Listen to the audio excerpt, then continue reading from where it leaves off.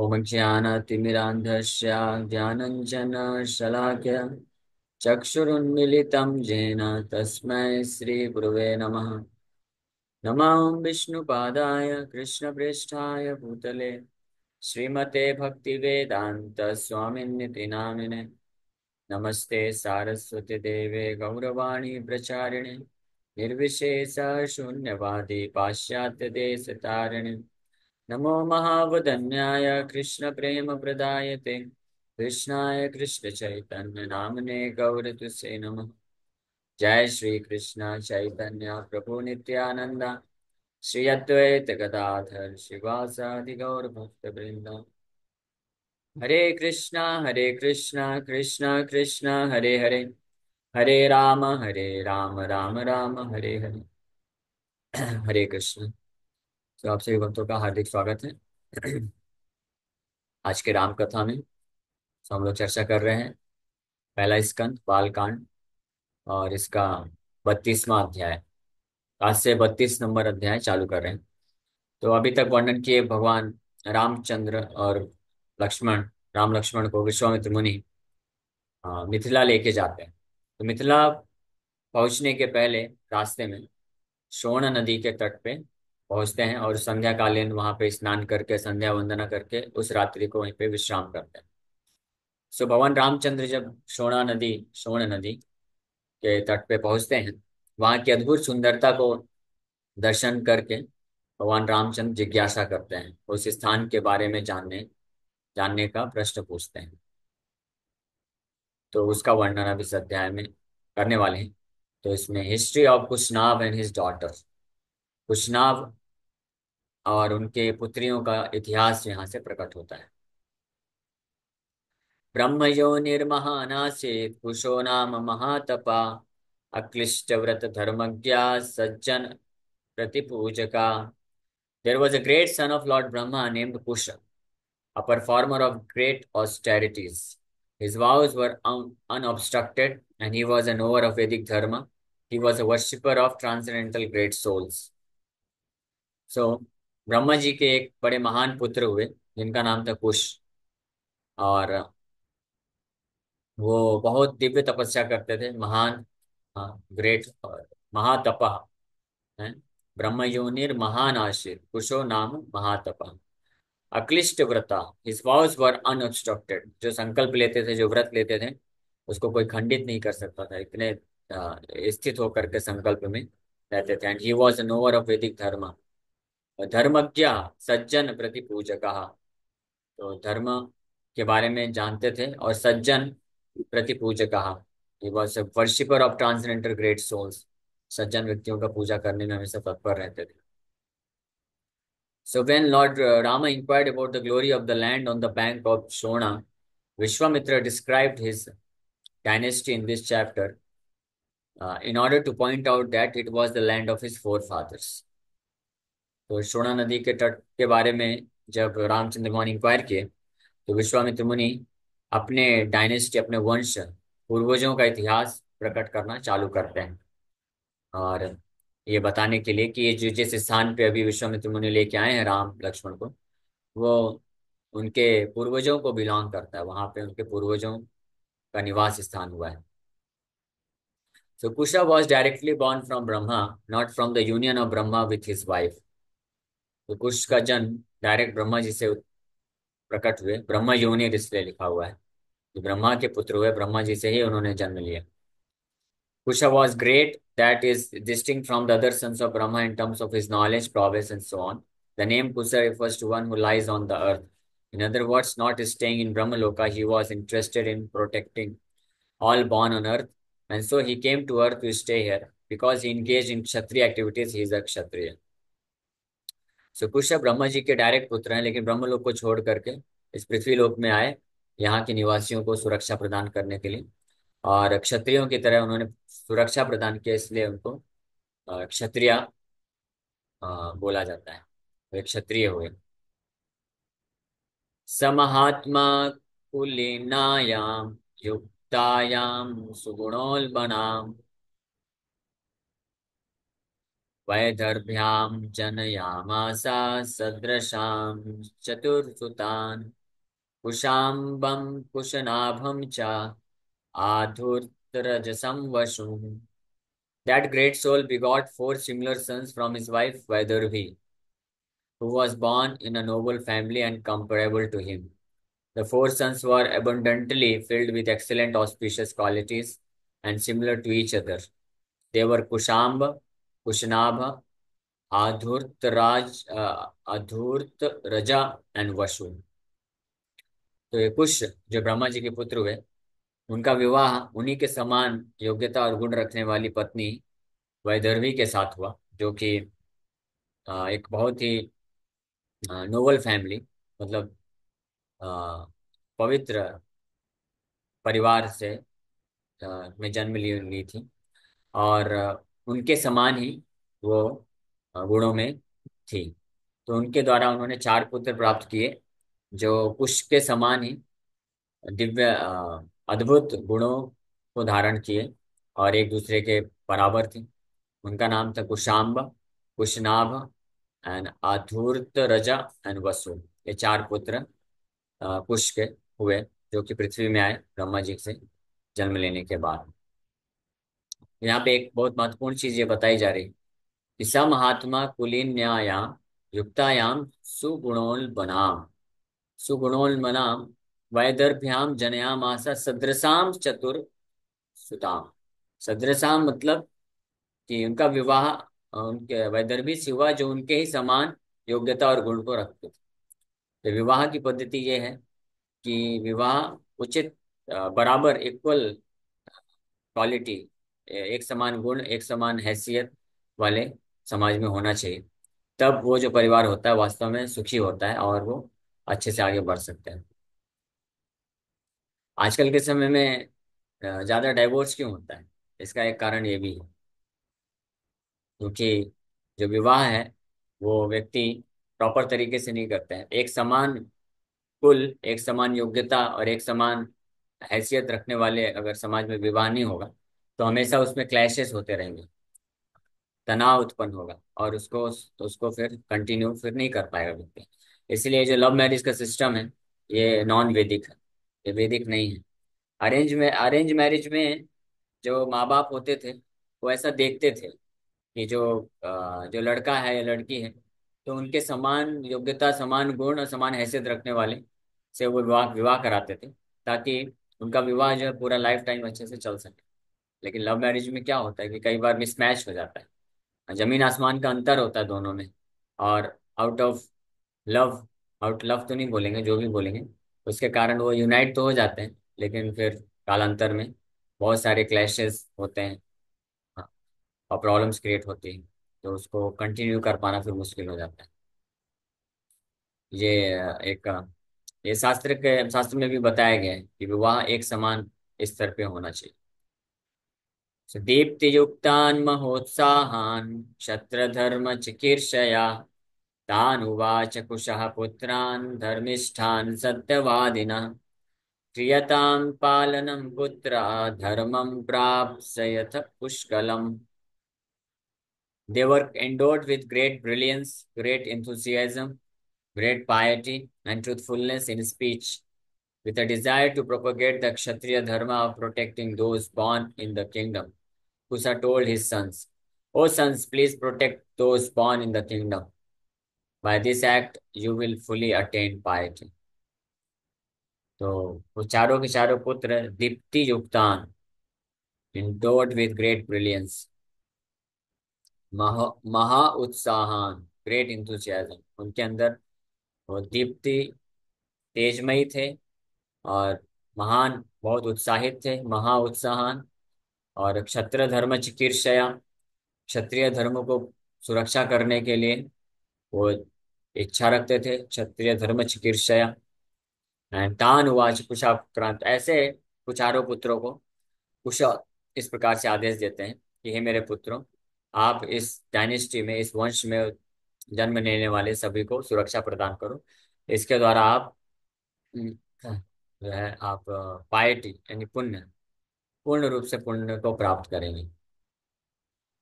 इस प्रकार का आदेश कुश अपने चारों पुत्रों, जिसमें से एक कुशनाभ है, उनको देते हैं। ऋषेस्तु वचनम श्रुत्वा चत्वारो लोक सम्मता निवेशम चक्रिरे सर्वे पुराणाम निर्वरास्तदा। Upon hearing the words of the royal sage Kusha, all four of those best of men, with the approval of the public, constructed urban settlements for the citizens.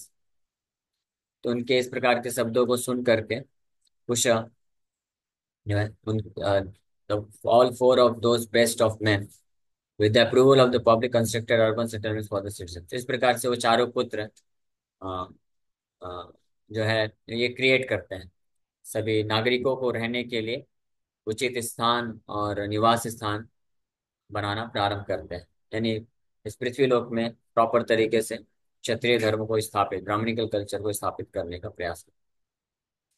कुशाम्बस्तु महातेजा कौसाम्बीम् अकरोत् पुरीम् कुशनाभस्तु धर्मात्मा पुरं चक्रे महोदयम् आधूर्तरजस्रामा धर्मारण्यं महीपति चक्रे पुरवरम राजा वसुश्चक्रे गिरिव्रजम।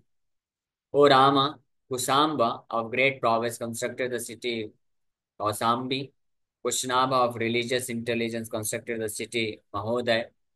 King Adhurt Raja constructed the excellent city Dharmaranya. King Vasu constructed Girivraja।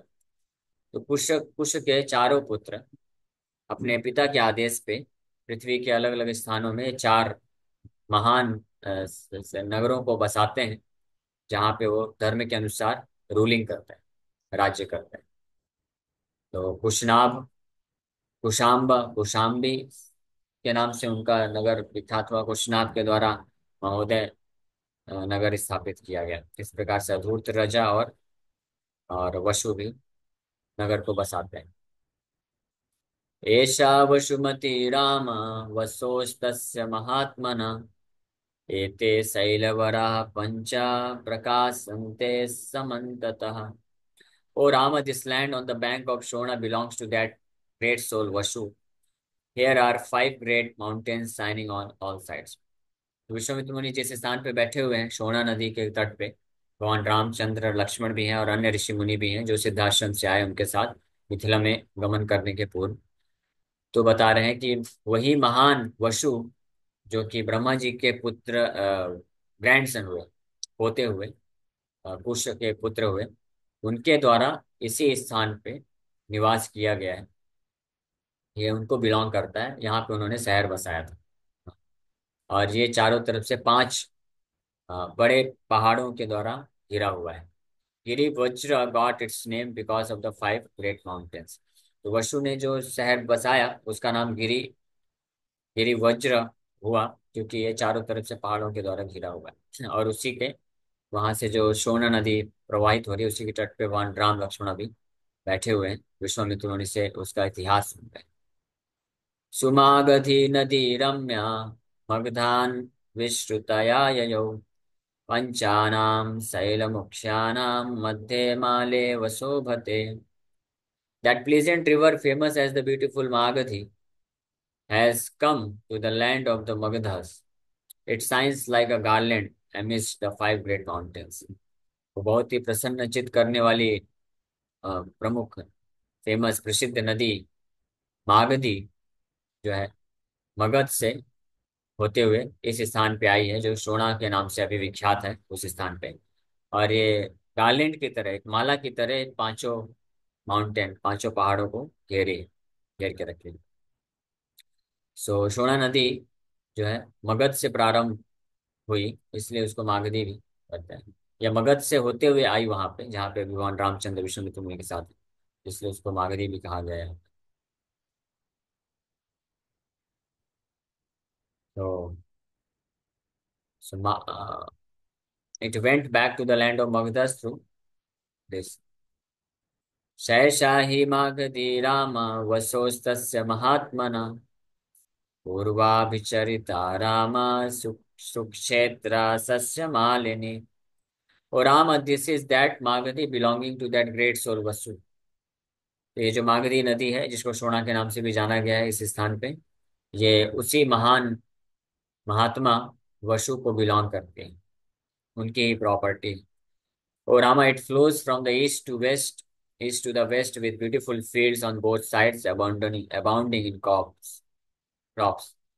सो ये पूर्व से पश्चिम की तरफ जाती है ये नदी, और चारों तरफ सुंदर सुंदर इसके फील्ड्स हैं, खेत हैं, जो इसको जिसके सहायता से बहुत ही अच्छी फसल यहाँ पे उत्पन्न होती है। सो ये ईस्ट, पूर्व से पश्चिम की तरफ जाती है, यानी बिहार तक जाती है, मिथिला, छत्तीसगढ़ में कहीं से प्रारंभ होती है और वहां तक जाती है। कुशनाभस्तु राज ऋषि कन्या सतमनुत्तमं जनयामास धर्मात्मा धृताच्याम Raghunandana. O descendant of Raghu, the great soul, Rajarshi Kushnav begot 100 excellent daughters from Gritachi. Gritachi. तो जो दूसरे पुत्र हुए कुश के, ब्रह्मा जी के दूसरे पोते, जिनका नाम हुआ कुशनाभ, तो उन्होंने अपनी पत्नी के साथ 100 बहुत ही सुंदर और अद्भुत पुत्रियों को जन्म देते हैं। कुशनाभ की सी वॉज एन अप्सरा।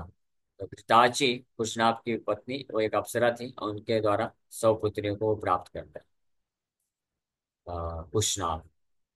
तो उनका इतिहास अब यहाँ पे वर्णन करना प्रारंभ कर रहे हैं विष्णु। तास तास्तु यौवन शालिन्यो रूपवत्या स्वलंकृता उद्यान भूमिम आगम्य प्रावृषेव सतहृदा गायन्त्यो नृत्यमानश्च वाद्यन्तश्च सर्वशः आमोदं परमं जग्मुर्वराभरणभूषिता। Those youthful and beautiful girls, nicely decorated with sandalwood paste, tilak markings, and so on, came to a garden. They resembled lightnings during the monsoon. Singing, dancing, and playing the veena, all of them decorated with excellent ornaments, became extremely happy. सो वो 100 पुत्रियां, जो कि 9 युवतियां थी, सुंदर थी और पूरी तरह से सुसज्जित होकर के इस गार्डन के पास आते हैं, जहाँ पे वो नृत्य, गायन और वीणा बजाते हैं, और इस प्रकार से अद्भुत आनंद को महसूस करते हैं। कुशनाथ की ये 100 पुत्रियां। अथ ताश्चारु सर्वांग्यो रूपिणा रूपिणा प्रतिमा भुवि उद्यान भूमिमागम्य तारा Eva घनान्तरे। Those girls came to the garden and shone like stars within clouds. Their beauty was unmatched on earth, and every part of their bodies was charming. तो वो जो कुशनाभ की 100 पुत्रियां इतनी सुंदर थी, इस प्रकार से कंपेयर कर रहे हैं जैसे बादल में सितारे होते हैं, इस प्रकार से वो अनमैच्ड ब्यूटी के साथ यहाँ पे गायन और नृत्य करना प्रारंभ कर दिया उन्होंने। इसी मागधी नदी, जो गार्डन है। ता सर्वगुण संपन्ना रूप यौवन संयुता दृष्ट्वा सर्वात्मको वायुरिदं वचनम् अब्रवीत्। Observing them endowed with beauty, youth, and all kinds of decorations, Vayu, who wanders everywhere, spoke the following words. तो इस इन प्रकार की 100 पुत्रियों की सुंदरता को ऑब्जर्व करके वायु, जो हर जगह प्रवाहित होते हैं, उनको इस प्रकार से बोलना प्रारंभ करते हैं। अहं वा कामये सर्वा भार्या मम भविष्यता मानुषस्त्यज्यतां भावो दीर्घमायुरवाप्स्यथा। I desire all of you, please become my wives. Give up your attachment to being human, for you will attain a long life.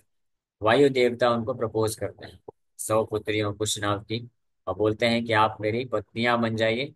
आप इस भौतिक अर्थली प्लेनेट में मनुष्य के प्रति आसक्ति को त्यागिए, और आप जो है, आपको आपकी जीवन अवधि बढ़ जाएगी। चलम ही यौवनम नित्यम मानुषेषु विशेषता अक्षयम यौवनम प्राप्ता अमर्यश्च भविष्यथा। Youth decays at all time, specifically among humans. Having attained inexhaustible youth, as my wives, you will become immortal. वायु देवता उनको ये प्रपोजल देते हैं कि आप पृथ्वी लोक में आपका जन्म हुआ है, लेकिन फिर भी आप इतने सुंदर हैं। अगर लेकिन आप मनुष्य की तरह ही रहेंगे तो आपकी ये सुंदरता धीरे धीरे नष्ट हो जाएगी। तो आप अगर आप मेरी पत्नियां बनते हैं तो आपको इनएग्जॉस्टिबल यूथ, आप प्रैक्टिकली अमर हो जाएंगे और आप इसी प्रकार से हमेशा सुंदर और रूपवती बने रहेंगे। इस प्रकार का प्रपोजल वायुदेव के सामने रखा है। तस्य तद्वचनं श्रुत्वा वायोरक्लिष्टकर्मणा अपहास्य ततो वाक्यं कन्या सतम् अथा ब्रवीत्। Hearing those words of the demigod Vayu of unobstructed endeavor, those 100 daughters laughed very civilly and spoke the following words. इस प्रकार के वायु के वचनों को सुन करके वो 100 पुत्रियां जोर जोर से हंसने लग गई और उन्होंने इस प्रकार से रिप्लाई देना प्रारंभ कर दिया। तो अंतश्चरसि भूतानां सर्वेषां त्वं सुरोत्तमम् प्रभावज्ञा स्मते सर्वा किमस्मान् अवमन्यसे। O best of the demigods, in the form of the life heirs, you wander within all creatures. Why do you deride all of us who know your capabilities? Why do you deride all of us who know your capabilities? इस प्रकार से 100 पुत्रियां कैसे वायु देवताओं को जवाब देती हैं और आगे क्या उनका निर्णय होता है, ये हम लोग कल चर्चा करेंगे। Thank you very much. Hare Krishna Krishna Krishna Hare Hare, Hare Ram. किसी वक्त का कोई प्रश्न है, हो सकता है। हरे कृष्ण।